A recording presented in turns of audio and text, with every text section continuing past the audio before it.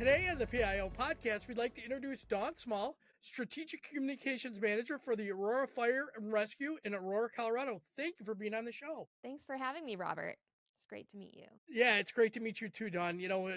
Anytime I get to meet somebody from Colorado, it's always fun. And when I talk to people that were at jurisdictions that I had interacted with before, it's always good to do that. So I love doing that. Right, absolutely.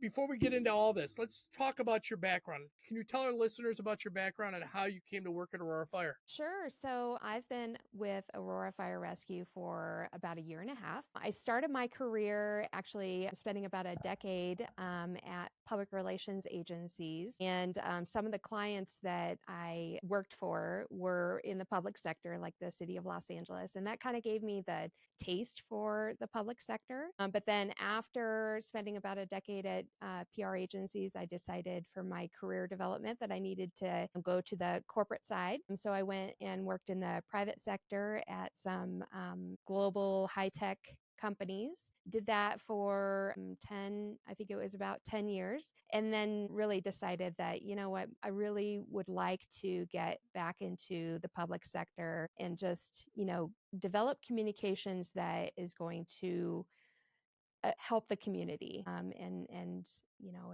provide public education. So then I shifted my career to the public sector. I spent a couple of years at community here in Colorado called Centennial. It's a suburb, just maybe 10, 15 miles south of Denver, and they have a really unique model there. It's called a contract city. So the city itself the organization is very small. They have maybe at most 70 employees for the whole city. And they outsource a lot of their services like public works and public safety, parks and recreation. So anyway, I was in the communications department for the city of Centennial for a couple years and then decided to come over to Aurora Fire Rescue. And I've really been loving it here. Like I said, been here for about a year and a half. Had never honestly set foot in a fire station before my first day. So the fire service has been a whole new world for me, but I'm really enjoying it. That's always fun when you can,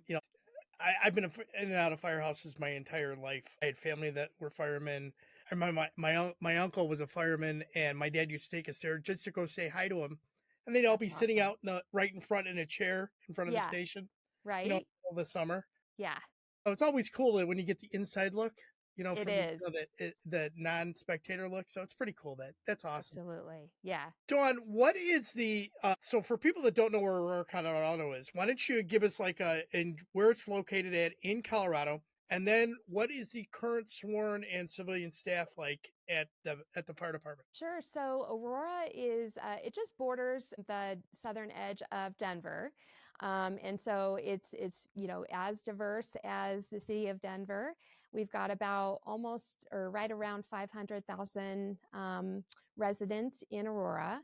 And then Aurora Fire Rescue, we've got just under 500 firefighters. And then we've got probably about 25 career service employees. So Okay, we so ran we ran fairly like large. 55,000 calls in 2023, and about 1,200 of those were fires. Wow. Do you know what the population? Oh, you said the population just under 500. Okay. Yeah. Yeah. So when I was in Colorado Springs, they were just over 570, I think. So I think Colorado Springs is the second largest city. Yes, right. Aurora is the third largest. And I Okay. believe in geographic size, I want to say we're largest. Maybe not, Okay. but we're very large. Yeah, you guys obviously with the number of calls you handle, that's a lot of work for Yeah. even 500. Yes, we are a very busy department. We've got 17 fire stations. Wow. Okay.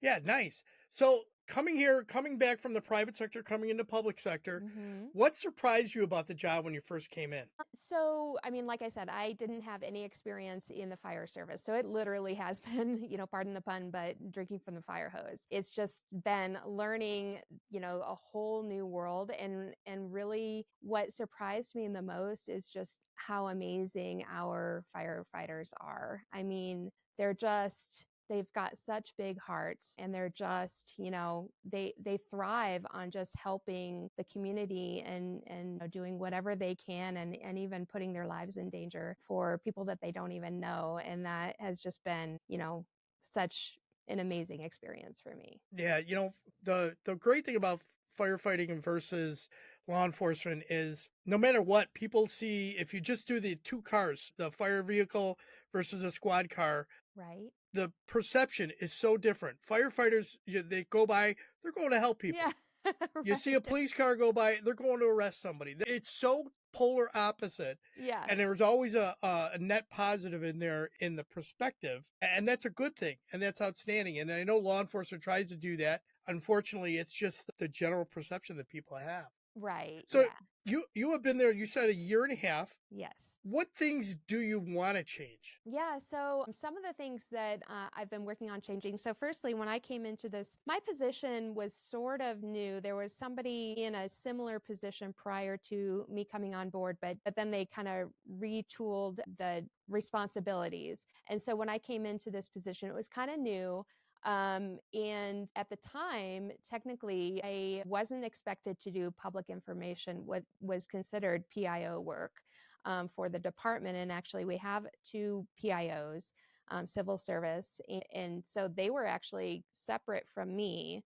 And so my responsibilities were more so, strategic, truly strategic communications, and supporting the fire chief. But of course, PIO work is communications. And so that was one of the, first things that I started working on, was working more collaboratively with the PIOs. And then ultimately, they now report to me. And I am a PIO myself. So I do also the on-call work. And so that was one of the big changes. So the other thing that I've been working on changing, and like I said, I mean, the first year has just been drinking from the fire hose, and just, I haven't had a chance to do a whole lot of laying the groundwork. I've just been flying the plane. And so, but what I have been working on is improving our internal communication. I've been working on improving how we communicate and engage with the media, and then also just, through social media, and in the community. Previously, kind of our department, they didn't engage with the media, and kind of saw them as an adversary. And so that was something that I've been working on changing the perception of, and building those relationships, and seeing them as, partner in communicating and getting our messages out to the community. And so that's been one of the big changes. You know, it's interesting how perceptions about the gatekeeping that goes on, and it's always been this way in government. They're always trying to protect the agency from the media, the big bad media, and Right. regardless of whether the politics in the last 7 or 10 years or so have been negative about the media. In my personal experience, I've really never had bad experiences with them. Right. There's a story. There's always I go back to when I was a cop years ago. Yeah. We had an investigative journalist that tried to walk into a crime scene, and it just literally walked right by the officer that was standing there. Wow. And he's a very noteworthy journalist here in Chicago. And I ended up stopping him. I was a supervisor at the time, and I said, "Where do you think you're going?" He goes, "I'm going to go in there." I go, "Oh, no, you're not." He goes, Yeah. "Well, I'm a member of the media." I go, "Yeah, you can stand on that side of the line." Right. He did not like that. But I also have friends that are journalists. My daughter's a journalist herself, and I've always been the one friend of mine, a reporter here, an anchor now. His thing was journalists are we're supposed to be the mirror of the world, and if we use that and we realize that that's their tool, we're just providing them the imagery, and they're gonna bite it, especially now with the media where they got to pitch 2 or 3 stories to their producer Yeah. a day. Right. And if they can call us up and say, "Do you got something?" "Oh, I got a new pub ed thing I need to tell you know, that's gold for them. Yeah, absolutely. Yeah. I mean, yeah, I've always, I mean, I went to school for mass communications, and initially, my when I started school, I thought I wanted to be a journalist, and then quickly shifted over to public relations because my first professor, I think it was like first day, said, print publications, and this was way back when. I've been in the I've been out of college many years, but the professor said, print newspapers are kind of going away, and there's no future in journalism. And so I listened to that and shifted over to public relations, which I've never looked back on, and always loved this profession. But I mean, I've always really enjoyed working with the Mhm. media. And yeah, I mean, I don't see them as an adversary. I see them as they're just doing a job, and they're trying to get the message out to the community. The vast majority of journalists are not, they're not biased, and they're trying to just get the education out to the community. Absolutely. I need to ask you this before, and you had mentioned it. What social media platforms is the fire department running right now? Yeah, so we use Facebook, Instagram, X, and LinkedIn. Are you using any YouTube at all, or for Sorry, and video? also YouTube. Yes. Okay, Yeah. just want to know because if somebody's using something different, are there any platforms you're thinking about adding? Not at this time. The city of Aurora, we don't, engage on. We have as a policy, for instance, we don't, use TikTok or I think what's the other one? Blue. Blue Sky, they have the alternative to X. Yeah, Yeah. yeah. So it's been discussed, but at this time we're not using it, and I think primarily because we're all the archiving and the platform that we use doesn't work with Blue Sky. What do you? Oh, so talk about archiving. What software are you using for archiving? Blanking on the name right now. That's all right. I'm just curious if you knew what it was. And again, a lot of that city government handles that or whoever.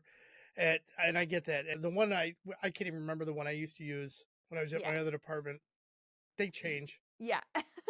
Sorry, I'm blanking on what it is right That's now. okay. So let's talk about this. Why don't you walk us through your typical day at Aurora Fire Rescue? Yeah, so I usually try to, come in before I start my day, which in my mind kind of thinking about what are the things that I need to be focused on, in the given day. And it can be anything from working on talking points or messages for the fire chief for a meeting with the community or with city council, or it could be working on a press release or, a pitch that I'd like to proactively push out to the media, developing social media, and then working on all of those things. And then, of course, if we get a call for a fire or for, a rescue, then all of that goes out the window, and then I'm rushing to the scene and putting together the news release and getting pictures and video and putting together material for our social media channels, and then working with the media and responding to them and providing all the information that's going on the scene. Cool. So you talked about video. So let me ask. I got to back up here. My mind is just jumping ahead. You have two other sworn or two other people that work for you that are fire personnel that are the PIOs for the fire department besides yourself. Is there anybody else? Yeah, no. So it's the three of us, but actually, one of the civil service PIO positions, actually, we are right now in the process of, we've reclassified it as a civilian, or career service is what we call it, position. And I'm right now in the process of interviewing for that position. So it's the three of us. And then in the community risk reduction section of our department, then we do also have a community educator who's fairly new. He just started early this year. And he is focused on developing a curriculum of public education courses, or kind of like train the trainer material that we can use to educate the community, and reduce their fire risk and reduce their risk overall, improve their safety. And so that person reports in, like I said, to the community risk reduction section. I report directly to the fire chief. And then, of course, the Office of Emergency Management rolls in through Aurora Fire Rescue, but supports the whole city. Okay. All right. So you got a lot of moving parts and a lot of people that probably put their fingers on a little bit of what you do at some point or another. I would imagine, in the I can't think of it, what I would call pub ed or fire prevention or something like Right. that. That those personnel might be used for photos or videos and so on.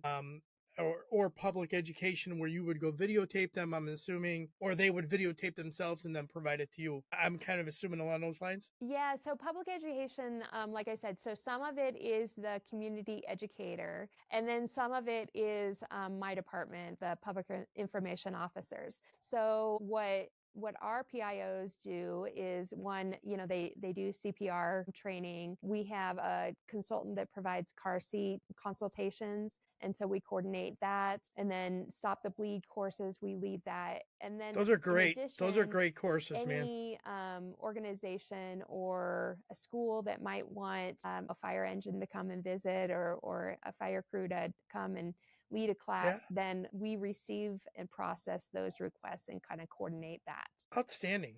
That's you sound like you got an amazing amount of resources to use, which is sometimes rare in fire departments because sometimes it's everybody has prevention in their fire departments, but sometimes it's one person Yeah, and that's it, and they're right. really overwhelmed a lot of times. Right. Yeah. Yeah. I mean, it's a big job. I mean, we've got so many moving parts. There's so many aspects of communications and engagement and education to the community, that there's in so many different audiences. It's a lot to try to keep track of, and try to get it all done within a within a day. So, are you guys using any one of the special platforms for alerting the public about like wildfires, or are you just primarily using social media, Twitter, and to notify people? Yeah, we do have Code Red, that we can use. We don't often use that. So, for instance, with wildfires, so we've been lucky so far that in the city of Aurora, we do have wildfires, but our fire department has been able to contain them pretty quickly, and so the extent of having to notify the community of of a fire in their backyard or something. Currently, that's usually managed just by having the fire department go to door and tell the residents if they need to evacuate. So luckily, we haven't had to really rely on Code Red or any sort of mass communication to get the message out about evacuations. But of course, also, yes, we use social media to communicate with the community, and then also, like I said, using our media partners, and getting the message out that way. And one of the things with social media that and with news releases that we've really focused on, that I think is kind of unique for our department, is we're not just focused on telling what happened, in an incident. We really try to also include safety messages or tips for how to avoid a similar situation as Mhm. much as possible. So that's something that, like I said, we've really tried to be a key focus with our communications, both on social And I media think and with that's press really release. important to.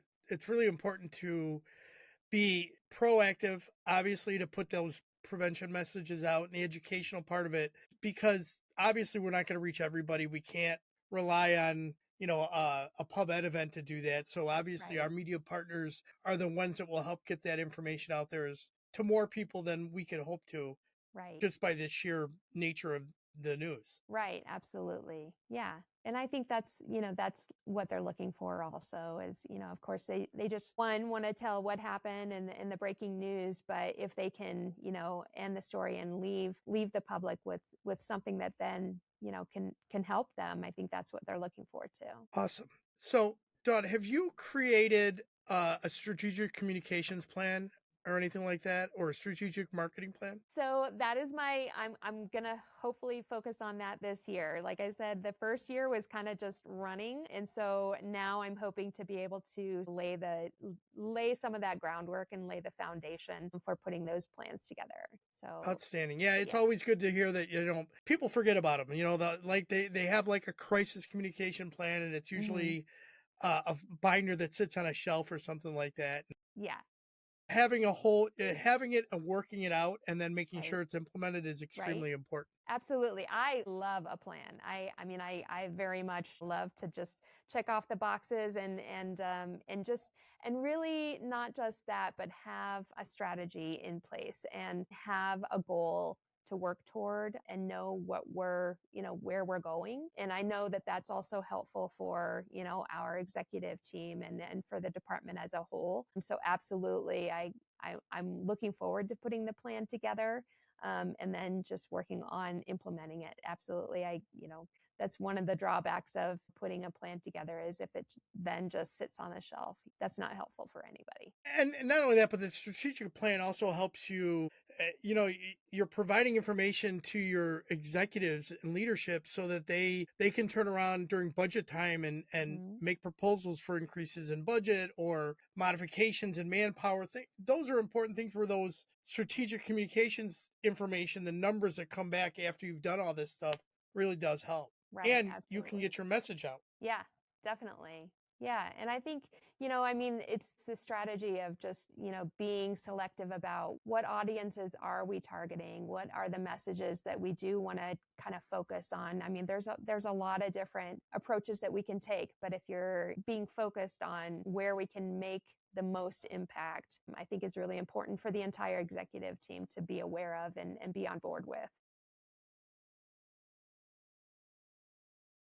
Are you going around to the different stations or the different groups within the fire department to get their parts that you need?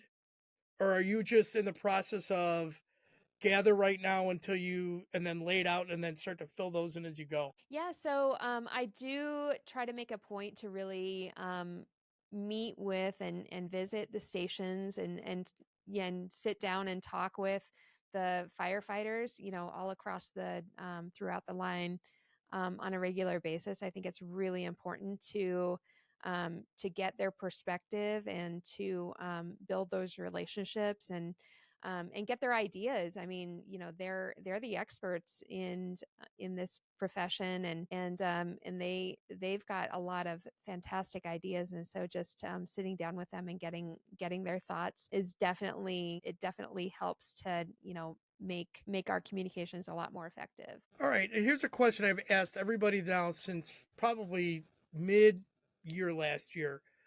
Have you implemented or used any artificial intelligence in any of your communications efforts? So I have been dabbling in it. So I've used like a chat GPT for just one, try it out, and then two, to help, especially when I'm writing speeches or long form communications, just to kind of give me more material to work with, really is kind of what I found to be helpful. I sat in on a webinar a few months ago, and the instructor, the leader, kind of described AI as like your virtual intern. Hmm.